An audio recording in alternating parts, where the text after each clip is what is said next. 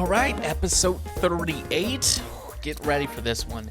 Are you Cirrus? Welcome in. I am meteorologist Andrew Dockery, Chief Meteorologist Jamie Arnold, sitting across with our winter weather encyclopedia. You're such a dork.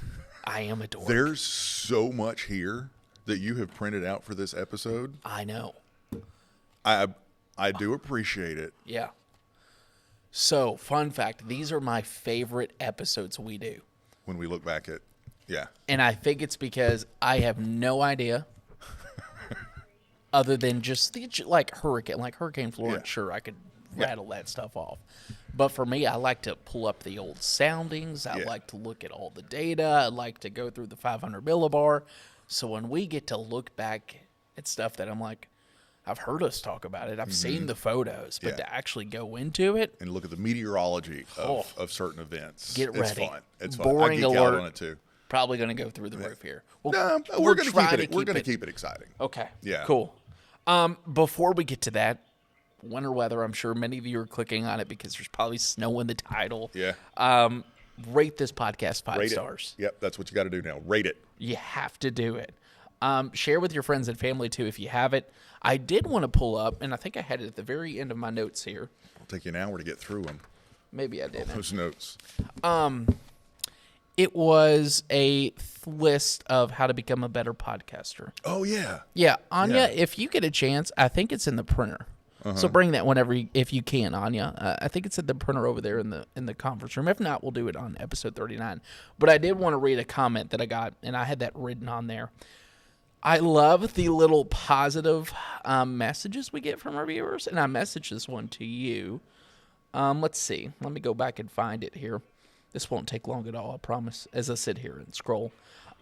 Anytime someone can message us saying, hey, we listened to you, we appreciate what you're doing, I am always a fan of it. And I think we need to share that a little bit more after some of our more recent episodes. All right, so I got this, and I'm going to pull up our text because I know I sent it to you. Maybe I didn't. How's Jamie? Jamie's good. Birthdays won't quit coming. You also had some much-needed time off. Had a little time off. How'd that feel? Good. Yeah? Good. Do Celebrated another birthday. I wish they'd stop coming. What are we, 28? Yep. 28 for Looking great. Looking great for 28 time. For the umpteenth time. His birthdays will not quit. Oh, here comes Anya. Look at that. There she is. Look. Remember Anya? Say hey, Wave. Anya. You want to wave in here? Hi. This is what happens when you're not prepared and you have someone that's great. Kathy wrote to us. Yes. I listened to the podcast for the first time today. Love it. Y'all are the best. Fleetwood Mac is the best. Yeah. All right. That's where the rumors in our title came from. Also, she told me that her husband, who doesn't listen to podcasts at all, was the one who convinced her to listen to us. All right. So Kathy's husband, I didn't have a name. Thank you for thank you, Kathy's husband and sharing Kathy. with your friends and family. All right, let's have a little fun here. Okay, how do we be better podcasters? If it's a lot more work than what we're doing right now, I'm not doing it. How much work are we doing right now? You're doing a lot. I just show up. You're doing this. I pour a cup of coffee and walk in the door. There's about at least 20 pages. Yeah. All right, how to become a better. We'll grade us. See if we're doing good or not. Okay. Number 1, original ideas. What's our grading scale? Let's go 1 through 5. 5 being good. 4.8. Okay, good. Me too. Well-structured and planned out episodes. Some days. 1.2. Okay. Plenty of host-to-listener interaction. Oh, definitely a 5. Okay, cool. I thought That's so that's too. how the whole podcast started because we. It worked out from people. Yeah. So, and I think we still respond to comments and ask for questions, shooting the breeze.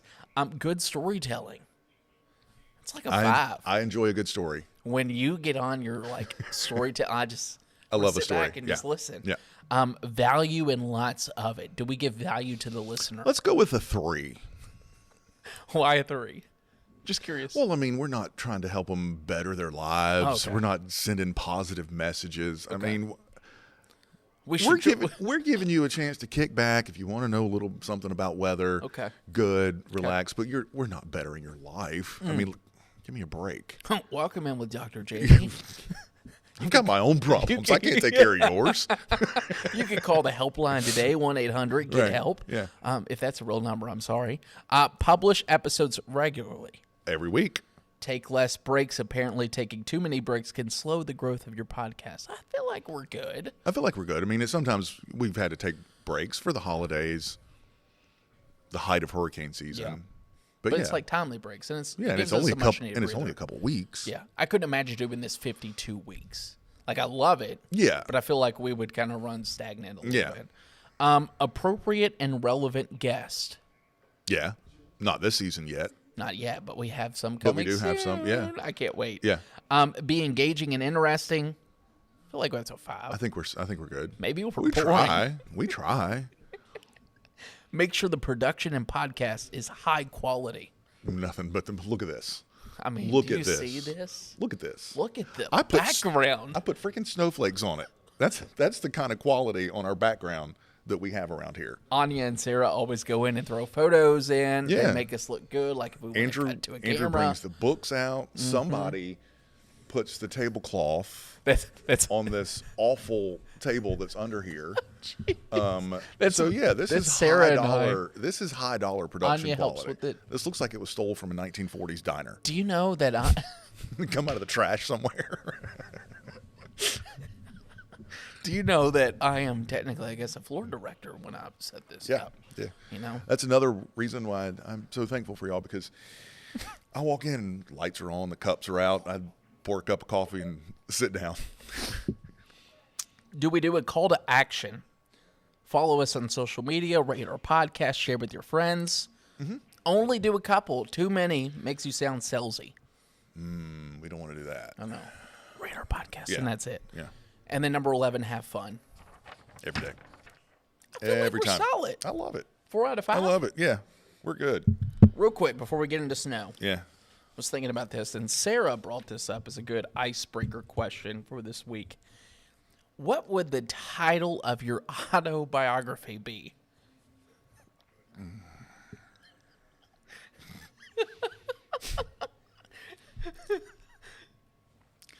There's a couple of good titles. I've often batted around in my head writing one, not to sell, not to publish, Why? but You should. just for me, We could promote it on for the podcast. when I get older, Okay.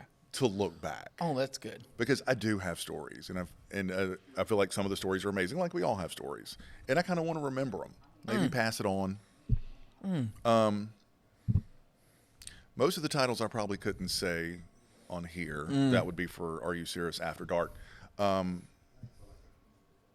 I would title it "It's Gonna Be Okay."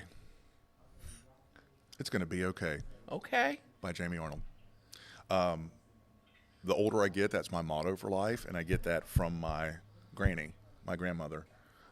She instilled that into me, even in the worst of time. It's gonna be okay. Huh. Yeah, yeah, and that's kind of how I live my life now. It's gonna be all right. It's gonna be okay. Getting all philosophical over here. Yeah, philosophical. That's Philosophical. It's like half sloth, Right. half. it. Yeah. What about yours? I don't know. Part of me thinks, how the hell did we get here? Yeah. Just like, I Yeah. feel like life goes by so quick. Mm-hmm. I don't know. I think that's fun. Country boy goes to town. Yeah. Every storm runs out of rain. The hick weatherman. That's good. That's good. That's good. Yeah. Cow pastures and cumulus clouds. I love it. Yeah. I love it. With Andrew Dockery. Little Yeah. cowboy hat on, too. Yeah. I can see the cover now. You kind of leaning up on a fence post, piece of straw hanging out of your mouth. But with like a wind, And yeah, but it's like yeah. a weather instrument holding Yeah. it. Yeah. I like That's it. I like it. Also, I do have a dream to like write a children's book that's weather related. Fun fact. I think that would be fun. All right. Well, if you're doing cow patties and raindrops or what Well, was that's yours? What was it called? cow pastures and cumulus clouds. All right. That's a terrible name. Mine will be Cosmos and Cumulonimbus. There we go. There we go. Yeah. I like it. Outside of it's going to be okay. I like it's gonna be okay. Yeah. It's going to be all right. And I can picture you like on a couch. Yeah.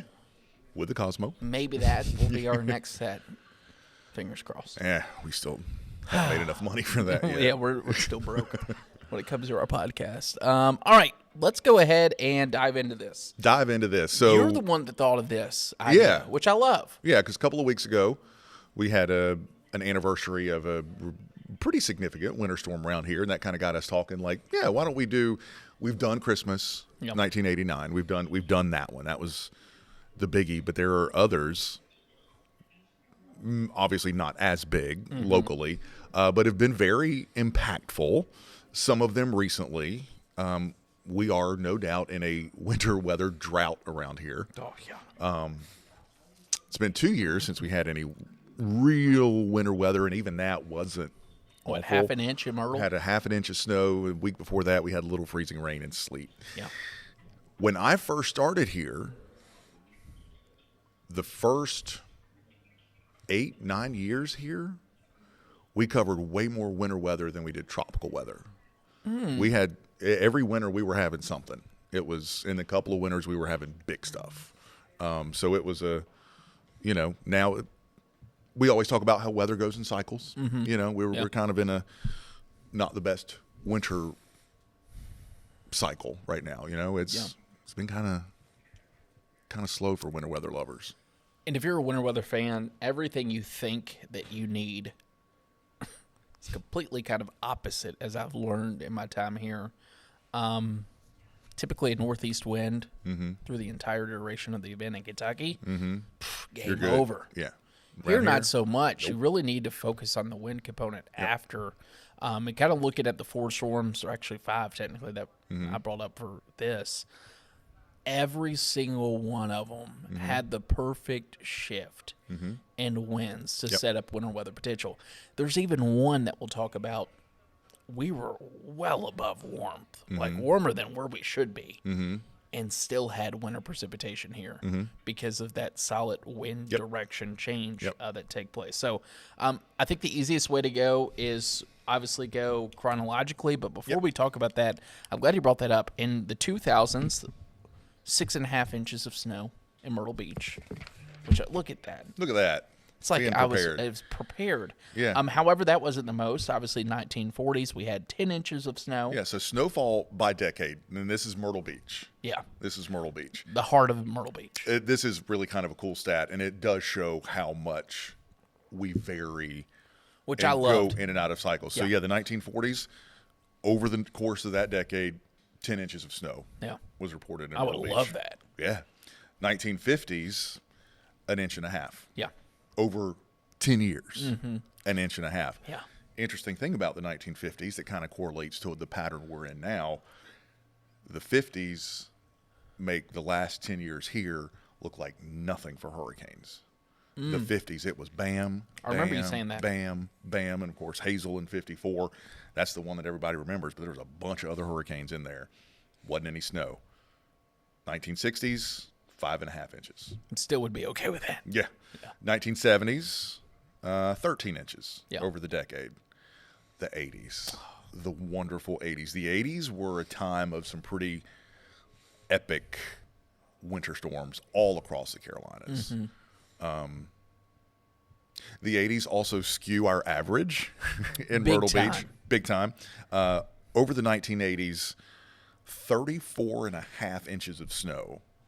Over the course of 10 years. Over the course of 10 years in Myrtle Beach. 3.4 average per year. That's crazy. Obviously, that number is hugely inflated from the one storm, the Christmas 1989 storm, with 14 inches just from one storm. But there were other storms in the 80s, starting with 1980 all the way through 1989, the Christmas storm, that were impressive by local standards. That's where it kind of maxes out.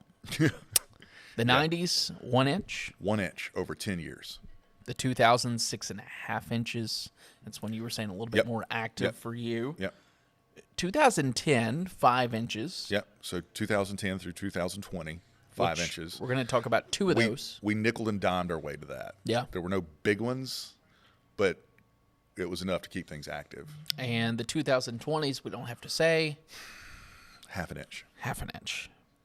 So we want to go back 2 years ago on one day and one morning, and was gone in an hour.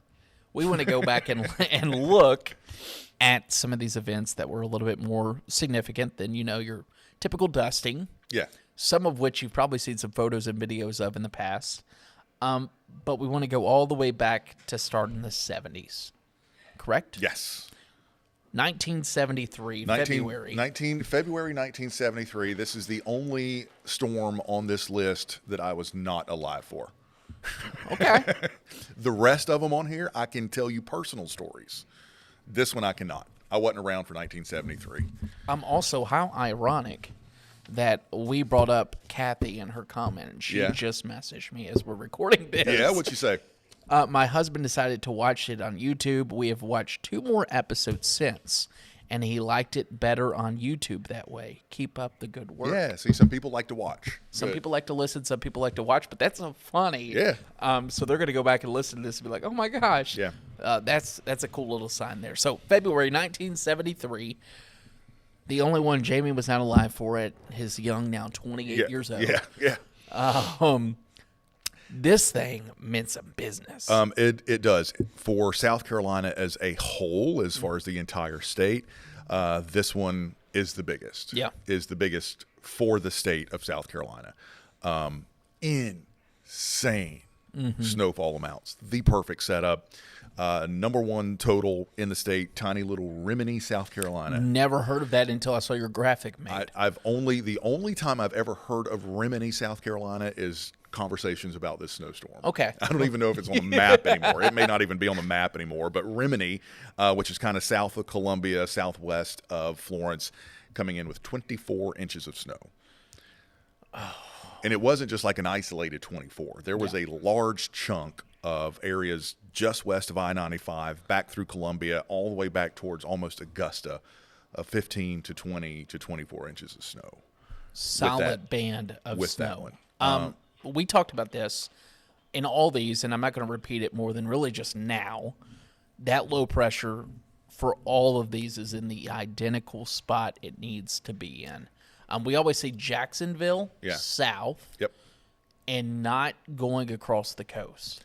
Going out straight to the Atlantic. And what that does is instead of bringing in the warmer air as that low would work across the coast, a northeast wind on this side of the low, as that moves due east, will shift your wind so quick to the north and the northwest. Out of the northwest, and it's game over. And that prevents you from seeing any kind of warm air coming in off the ocean, and you crank out snow. And that's what this one did. There was snow all the way down to the Gulf Coast of that one. Could not imagine. And you want to talk about a crippling snowstorm. Yeah. Just unbelievable impacts from that storm. People were trapped. Obviously, the forecasting during that time, not to what it is today, but people were trapped. Just imagine in this day and age having to have food and supplies airdropped in. I couldn't. Imagine the National Guard having to come and dig you out. That was sort of the state that Central South Carolina was in for that. And it wasn't just Central South Carolina. Myrtle Beach, a foot. Conway, a foot. Florence, 1.5 feet. Darlington, 1.5 feet. And so this was area-wide. This was basically from the coast to the mountains was shut down. And I think for me it's so hard to fathom because I come with an area, they're still not great in snow, Kentucky, Indiana, but at least we have the necessities to deal with it. Yeah. So when I'm reading about things being airdropped to people stranded on the interstate, I'm like, oh my goodness, because you don't have the resources in the Carolinas to deal with this. Really cool. We talk about rainfall rates, snowfall rates in these systems. We call these deformation bands. Basically an area of prolonged increased snow intensity, typically on the north or northwestward side. 1 to 2 inches per hour for 12 to 16 hours. Unbelievable, on the northwest side of this low. That's where the highest totals came in. That's insane. Now, another fun fact, Atlanta, Georgia with this system, cloudy skies. Yeah, that's a telltale sign of a classic deep south snowstorm, is that places that you would normally expect to get more winter weather than us don't. It's just like Charlotte, and I remember this with a broken heart, with the 1989 snowstorm. Christmas Eve, it was cloudy and bitter cold, but the news was all about the snow in Myrtle Beach. That's a classic sign. It was snowing in New Orleans with the 73 storm. Snowed in Jacksonville, Gulf Shores, Alabama. Just insanely far south. We've even seen that this year in that first Arctic blast. Yeah. Snow down in portions of Yeah. the deep south, the Yeah. Gulf Coast. Yeah, freezing rain in Houston. And here Yeah. we are. Yeah, still nothing. Still waiting. Yeah. Drifts, snow drifts. Yeah. Up to 8 feet Yeah. could be found Yeah. in South portions Carolina. of South Carolina. Yeah, unbelievable. 8-foot snow drifts. I could not imagine what that would be like. Nighttime temperatures dipped 5 degrees. 5 degrees, and you know it's bad. The state of South Carolina suspended alcohol sales. Oh, You know it's getting bad when you suspend alcohol sales because of the storm. as far as these storms go, because in Kentucky we have the bad tendency growing up, any mention of it, we're going to get the bourbon, we're going to go get the milk, Right. and we're going to go get the bread. Yeah. As bad here? Oh yeah. Okay, I thought Oh yeah. so. Yeah. Thought so. Yeah. I can only imagine the profit you made off of grocery Oh yeah. stores on it's some great. of these. Yeah, my Food Line stock through the roof. The frying pan on this storm recorded wind gusts of 75 to 80 miles per hour Yeah. pretty steadily. Yeah. A gust as high as 90 with 20 feet waves. Yeah. It was a blizzard, which is a word that we don't use much, very often, rarely. But yes, indeed, a true blizzard here in the Carolinas. And pure snow. Like, Pure snow. That's the most of our crazy storms thing are a with this. mix or rain to snow or ice to rain or snow to rain, something other than just pure snow. This was snow from start to finish. There's a couple of newspaper reports, and maybe we could throw some of these in here to where it's like stuff that you wouldn't see. Like eastern portion of South Carolina tries to dig out, and it's all these stranded cars. Snowbound area of South Carolina declared a disaster. Yeah. Like, Yeah. this is stuff you would see from a hurricane, Right. but with snow on the ground. Yep. And it's really cool to go back and read some of those. Yeah. There were some personal stories. Did you get a chance? I've seen some of those before, yeah. And Man. they're amazing. Kathy Martin of Loris said, I was going to Conway Tech at the time, got sent home early and snowed in for most of the week. No doubt about that. Stan in Florence County, I sure do remember it. There was so much snow that roofs of many chicken houses and tobacco warehouses collapsed. The stench of all those rotting chickens is something that's stamped on my memory. We were stranded with no way of transportation for a long time due to the depths of the snow, an event I will never forget. And then I love Shannon, who said, we had a photograph framed that hung on our wall in our house for the rest of time in Nichols, South Carolina, in a snowdrift. I was 4 years old, and I remember the feeling of magic and danger all at the same time. Yeah. Winter weather is fascinating. And it's sometimes when you think of these storms, this storm, the 73, the 89, Yeah. it's happened before, which means it'll happen again. Yeah, I mean, I have hope. In my lifetime, I want to, obviously, like we always say with hurricane season, I don't want to see death and Yeah, I was personal, gonna say, yeah. but I want to see it. Yeah. I've seen snow here at the beach in my time here. I want to see a big one. I want to see an 89. I want to see a 73. I think I'm young enough To where we'll get it that on. I still, there's I hope. think so. There's hope Yeah. before I'm dead that we'll get another one. When you say big, double digit? Yeah. Okay. Yeah. Yeah. Just the classic. I want the classic. Okay. Yeah. Nothing else. If we're going to get that, nothing else. No Yeah. freezing rain, no sleet, Yep. snow. Yep. I And- want Arctic air. I want all snow. I want howling winds. I want shutdown. For weeks. If I'm lucky, it happens after I retire, so I can sit at home and enjoy it instead of working it. I feel like an 89 or a 73 snowstorm would probably be as exhausting as a hurricane would be to cover. 100%. To cover. And I will tell you, too, in eastern Kentucky, we covered many double-digit snows. It gets to a point, from a meteorology standpoint, where you're just exhausted because there's nothing else to talk about. Yeah. Like, we had one that was 18 inches Yeah. up in the mountains. After, like, 4 inches, what do Yeah. you do? Yeah. Everything's closed. Yeah. There's crashes everywhere. Yeah, you just keep Let's adding go it out to up. reporter. All right, Yeah. put a ruler in it. Yeah. Like at some point, it just like the fascination's there, but after hours of covering it, it's okay. Well, I don't Yeah. know. Here's radar again. Let's go back out. Yeah. So Right. it's tough. It definitely turns in. I feel like hurricanes are this way too. It turns into a big like, go out in the field and show me what you have, Right. and Yeah. that's basically it. But Yeah. I would love it. 1984. I'm going to go off script. Okay. Oh, I'm going to go off reverse. script. Yeah, I'm going to go off script. This one, March 1st, 1980. Ooh, okay. March I saw 1st. that pop up. March 1st, 1980. If you ask anybody who was there just across the border in eastern North Carolina, biggest snowstorm on memory, if they're old enough, they're going to say March 1st, 1980. Okay. We were on the tail end of that one. That was another classic storm track. Also helped to inflate the big totals of the 80s. Locally, it was about 6 to 10 inches. And we actually brought this one up on the podcast, Yeah. the season finale. Thunder snow reported in Myrtle Beach.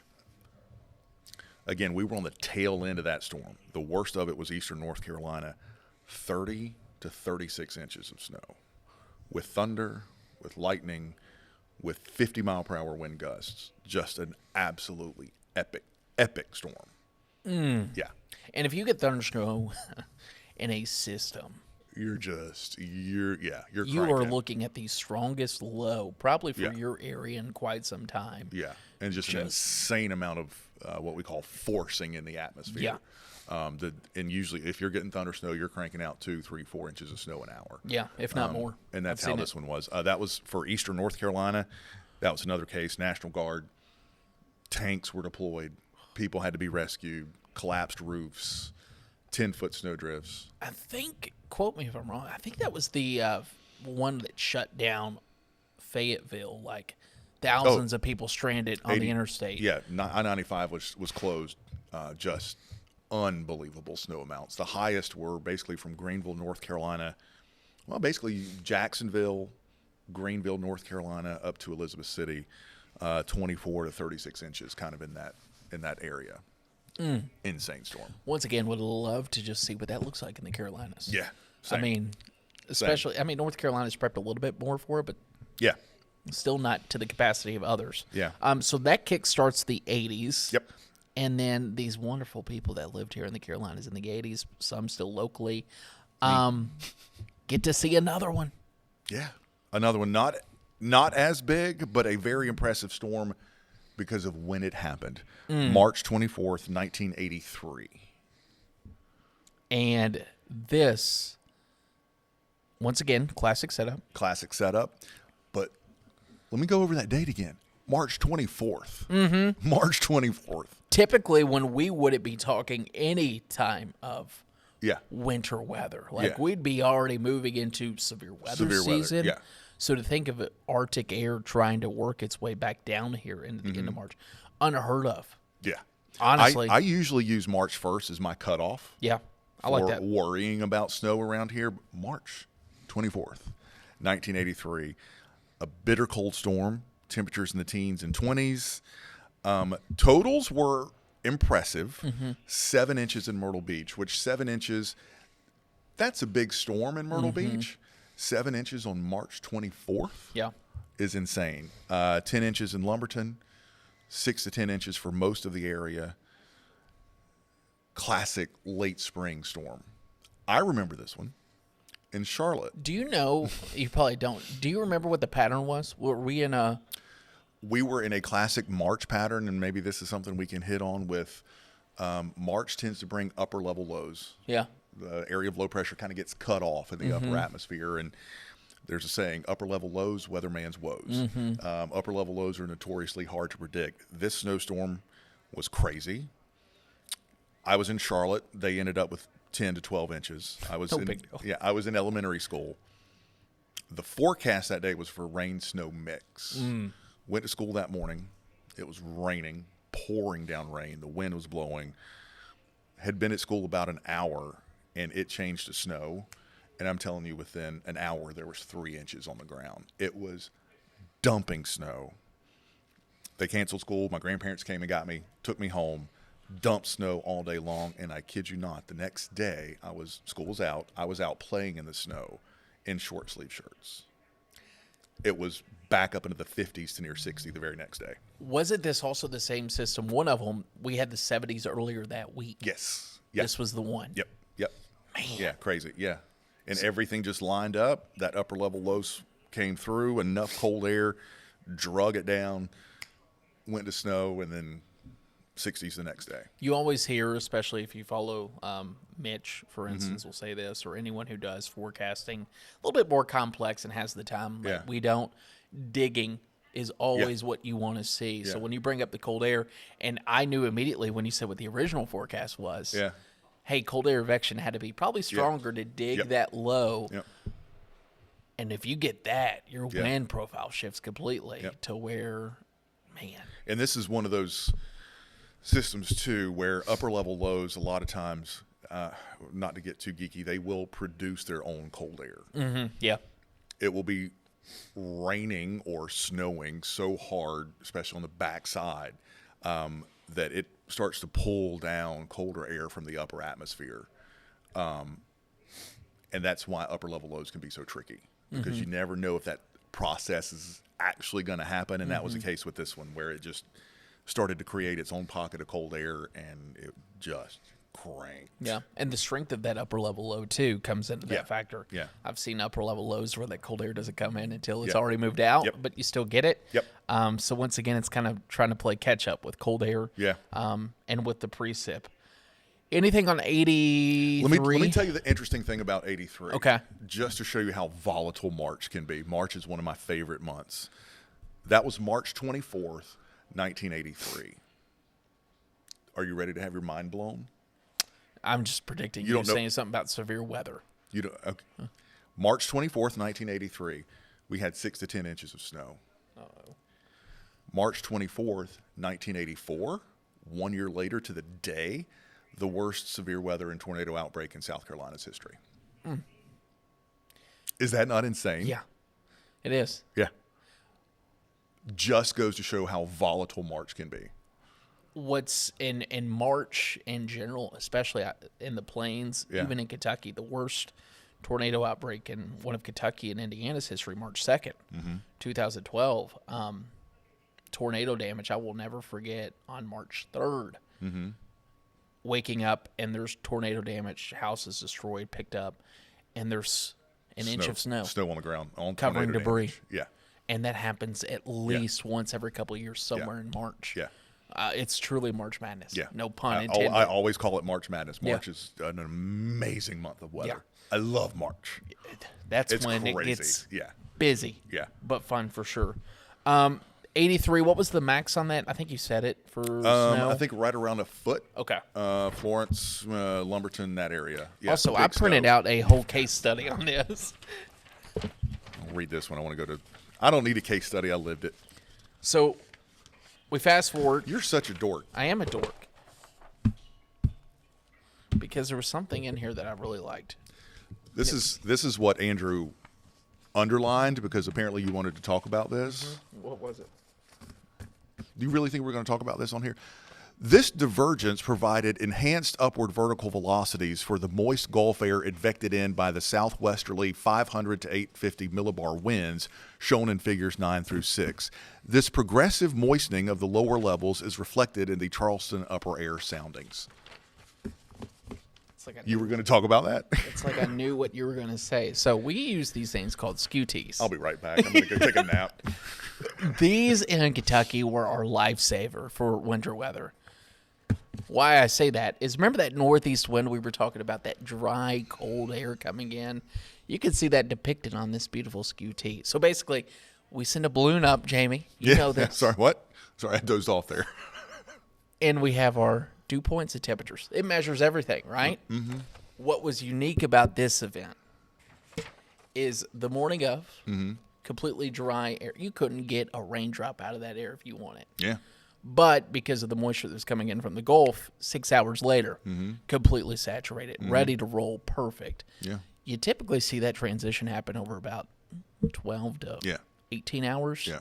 So for that to happen over the course of 6 Again, that's March for you. shows you how powerful this low was. That's why I underlined it. Okay. Amazing storm. Remember when we started this podcast, we were talking about like useful Have information. you seen these useful questions? information for the viewers and not to put them to sleep. I think that was number 11 on the list. Don't put your viewers to sleep. I think check. What do you remember about 2010, you young 28-year-old? 2010, not the biggest snowstorm by any stretch, but one of the most beautiful snows I have ever seen. Yeah. Another rare case where it was pretty much a slam dunk forecast. We could see this one coming about 3 or 4 days away. Locally, 3 to 6 inches of snow. 3 to 6 inches of the fluffiest, stick to everything snow I have ever seen in my 28 years on this planet. Here at the beach. Everywhere. The whole area picked up snow. It was snowing in Charleston. Locally, it was a very high impact snow because it started snowing on a Friday evening. Saturday morning was the Myrtle Beach Marathon that was canceled. So we had insane amounts of people in town to run a marathon, and it had to be canceled because of snow. Who would have ever thought the Myrtle Beach Marathon wouldn't be run because of snow? There's something about that marathon that's jinxed. That marathon. Was it Dorian? Dorian? Was it Dorian that it canceled? I think so. so. They canceled the and then marathon. they've had to move the dates It's a couple of been times moved before, yeah. and then it's been moved into storms like that. That marathon's jinxed. Yeah. But it was also kind of cool because I was leaving work that morning as the storm was winding down, and there were people out running on their own. They were like, we came to Myrtle Beach, we're going to run this marathon. some of these stories. And they were out running. And some of the pictures we're showing are pictures that I took that morning when it finished snowing. And it was just beautiful. And as beautiful as it was, 4 to 5 inches of snow here on the beach, on the ground that morning. By 3 o'clock, there was not a trace. There was not a trace. I've never seen snow disappear so fast in my life. Gone.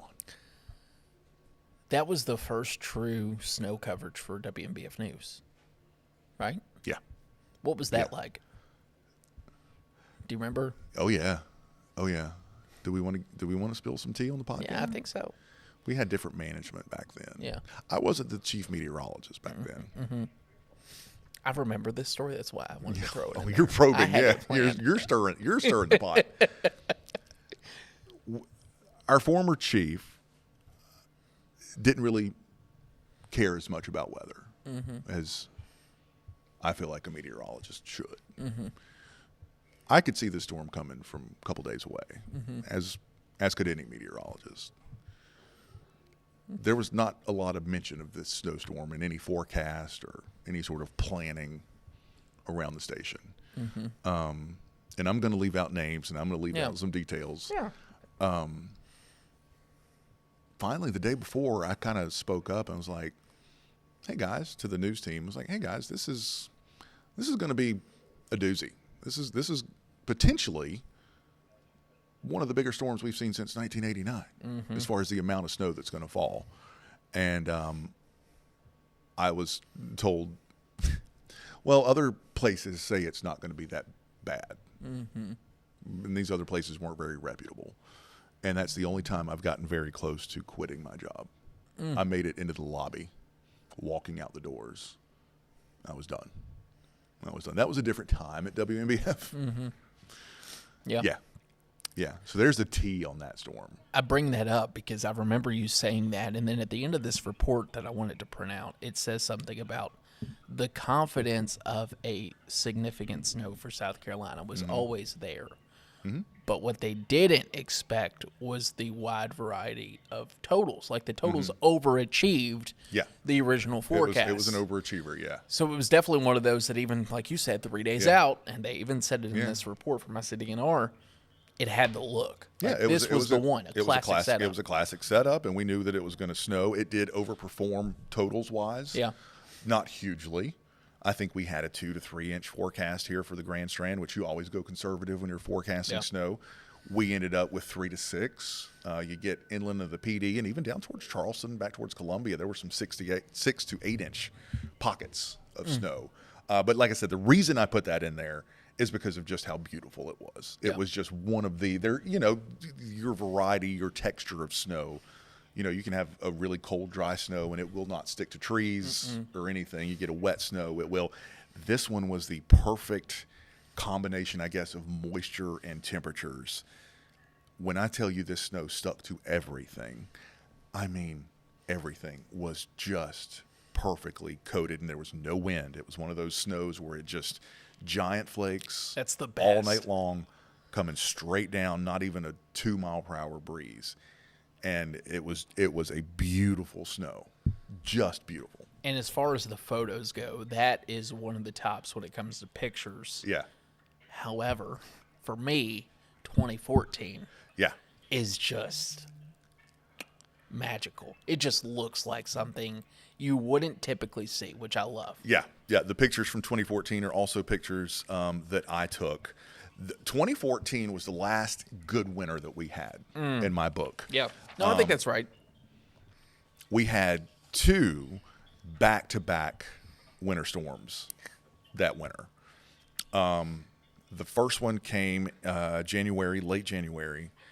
That one was a real challenge for forecasting because leading up to that event, everything pointed to it being a major historic ice storm. It was going to be freezing rain. It was going to bring down trees and power lines and shut everything down. Yep. And it started as freezing rain late in the day on January 28th. I will never forget. The forecast was for freezing rain all night long, changing to sleet and maybe some flurries by the next morning. But the big thing was it was going to be just an absolute ice storm disaster. I will never forget, right before the 6 o'clock news, I poked my head out the back door just to kind of check on things. I know exactly what you're going to say. And it was pouring sleet. And you can hear it. I had never seen it sleet so hard in my life, just dumping sleet. And I came back in.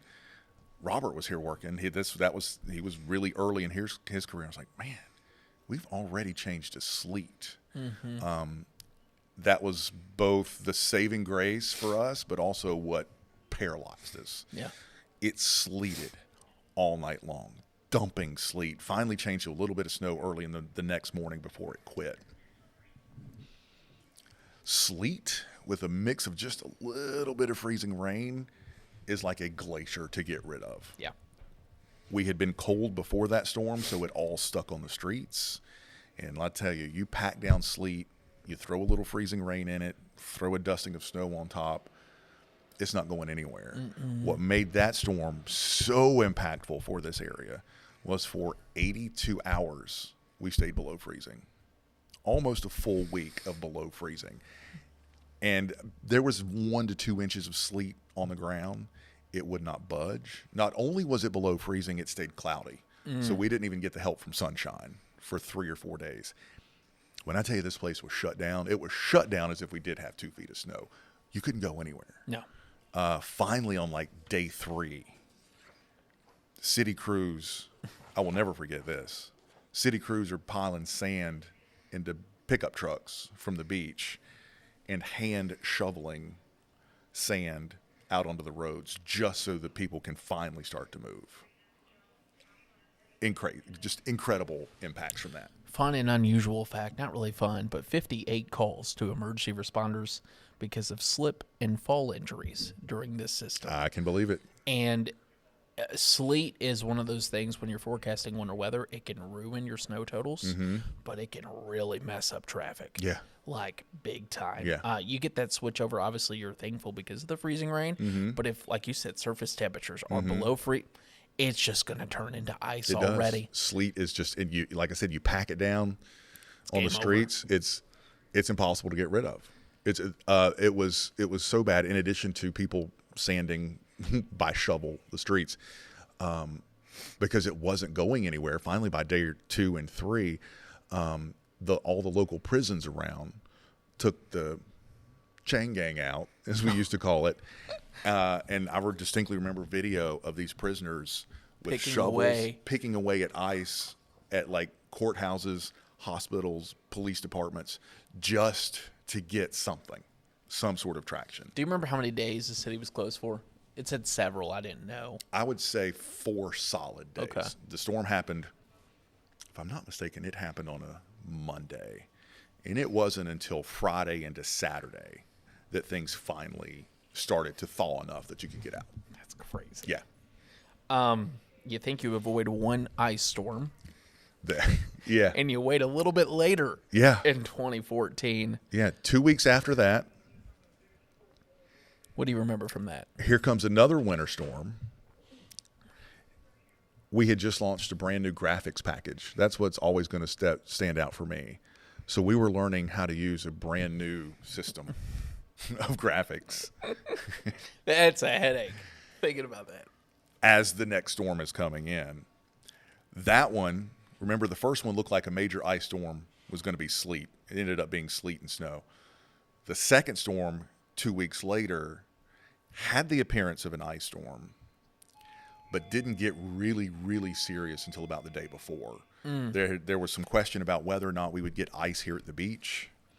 There was a question about moisture, inland, question about our temperature is going to be cold enough. And the day before, I remember going on the news that evening doing the 6, and we were already sitting at like 30 degrees here in Myrtle Beach, north wind, just driving in cold air. And I was like, yeah, we're going to crank this one. And sure enough, it started freezing rain the next morning. And by lunchtime here at the beach, the trees were popping and snapping, and the power was going out. And it was one of those storms where we were kind of playing catch up. Mm-hmm. Because it was such a marginal event going into it. We weren't really sure, was the freezing rain going to make it to the beach? Well, it did, and it dumped freezing rain for about 18 hours. My biggest story from that storm was all day long as the freezing rain was continuing. You know, we were getting reports from Florence and Marion and everywhere. Trees down, power lines down. You're kind of used to that. You're using those reports. About 7 o'clock that evening, from Conway through Aner into Marion County, we just stopped getting anything. There were no reports. There was nothing coming out. The next morning, as the freezing rain was finally ending, I was like, we still haven't heard anything from Aner or from Marion or from Mullins. So me and our chief photographer at the time hopped in the truck and started heading north. And once you got north of Conway, it was disaster. 1 inch to 1.5 inches of freezing rain up there. 1/4 of an inch of freezing rain is what it takes to start bringing down tree limbs. 1/4 of an inch. They had 1.5 inches. Half an inch will shut down a major city. Half an inch will shut you down. This was 1 inch to 1.5 inches. The reason we hadn't heard anything from Marion, 100% of the county was without power. Basically, you went from just the north side of Conway into Marion almost back to I-95, and it was total complete power outage, shutdown. Every line was down. Every tree was, it was epic scenes out of that area, of that freezing rain.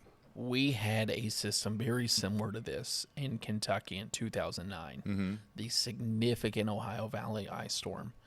I think it was 1.5 inches in western Kentucky. For home for me in Louisville, it was about 1 inch of ice. And let me tell you, 14 days. Of no school, there were curfews to even go out. You weren't allowed. I remember power being out for days. I remember being like bundled up, and it was memorable.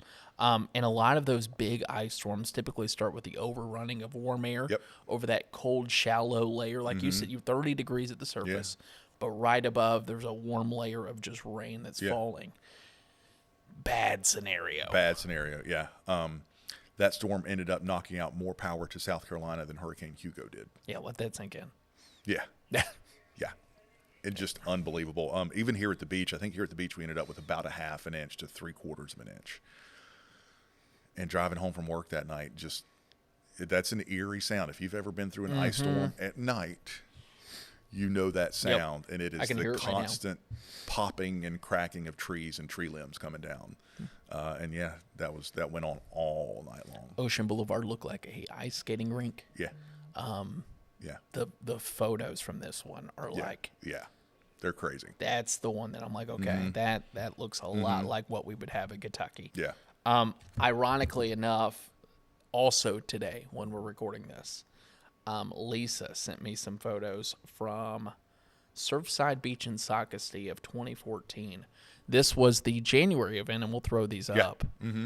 Once and you can again, see in that picture the street there, you can just tell it's an ice skating rink. And it stayed like that for 4 days. good luck driving in that. I don't care how good of a driver you are in snow. Yeah, it you is Yankees, impossible. Yeah. Oh, you Southerners, no. You get sleet with freezing rain on top, you're not going anywhere. Out I don't care who you are. Out of all these events, what do you think that was the most difficult, at least in your mind, to forecast? The ones that you did. The 2014. Okay. Yeah.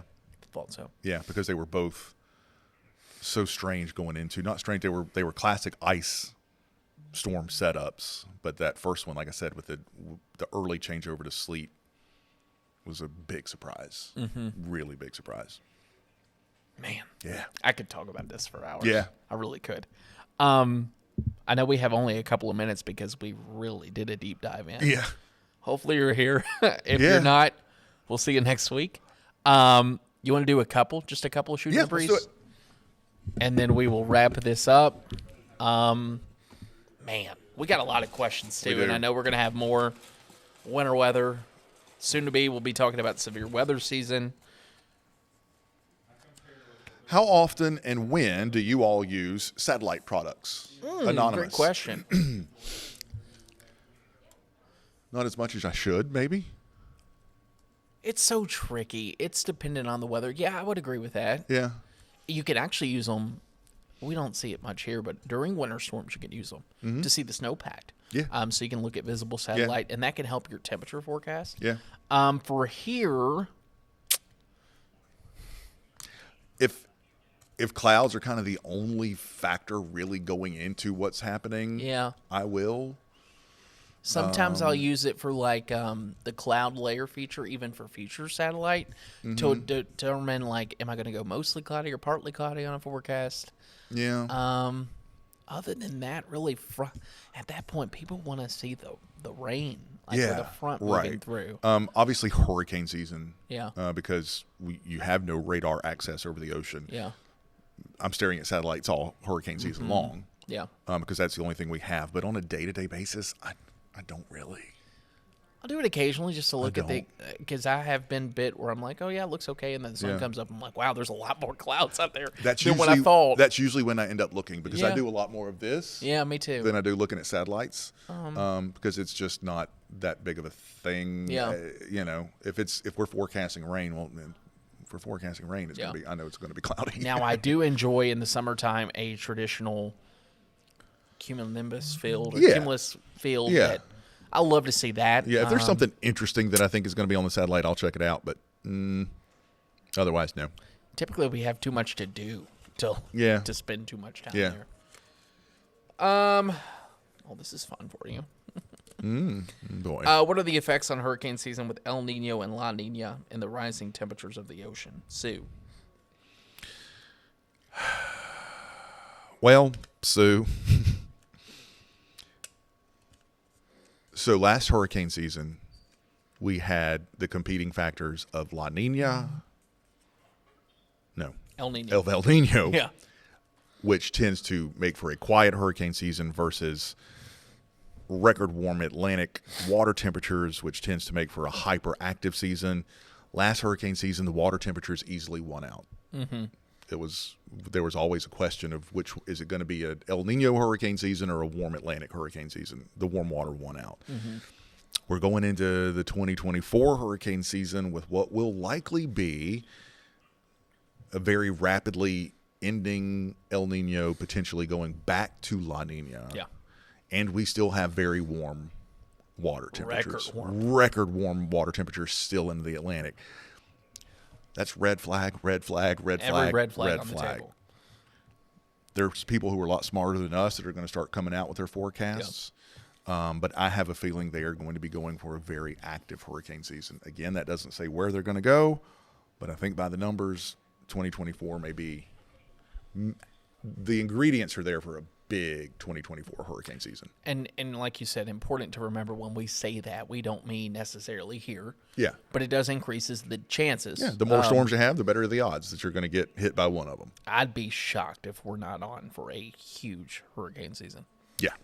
Just looking at everything right now, especially if we do transition to a La Nina. So typically the only time you'll see that El Nino with a weaker or quieter hurricane season is if we don't have the record warmth. But lately, that's just been the case. Yeah, the water temperatures are just insane out there in the Atlantic. I think I mentioned this a couple of podcasts back. The temperatures in the central Atlantic Ocean. So if you think between the coast of Africa and the Caribbean, that strip of water right there, we call that the MDR, the main development region. I haven't checked up lately, but a few weeks ago, the water temperatures in that part of the Atlantic are where they normally are in July. Yeah, let that sink in. What? In the middle of the winter, and it's as warm as it typically is in July. So, again, that's red flag. I've seen some tweets by Dr. Phil Klotzbach, and he's kind of hinting that the potential's there for a big season. Yeah, 100%. At Colorado State. So, and we'll have that sooner rather than later. So get ready. Yeah, he'll come out with that in April. So let's do one more question. I'll let you pull it, and then we'll slowly wrap this up. I know people got things to do on their Thursday evening. Mark going to make us end with a bang. Can you explain more on the Gulf Stream and how it impacts our weather? It impacts it a lot. I think also, though, the Gulf Stream tends to get a little more credit than it deserves. I was going to say that, but I was going to wait and let you finish. Yeah. You go first. Yeah. So the Gulf Stream, you know what it is, that warm current of water offshore. It's an important factor. It intensifies storms out there. Not always tropical systems, but just regular storms that we get this time of the year out there. It can fuel those because it is warm. The air around and over the Gulf Stream is always warmer.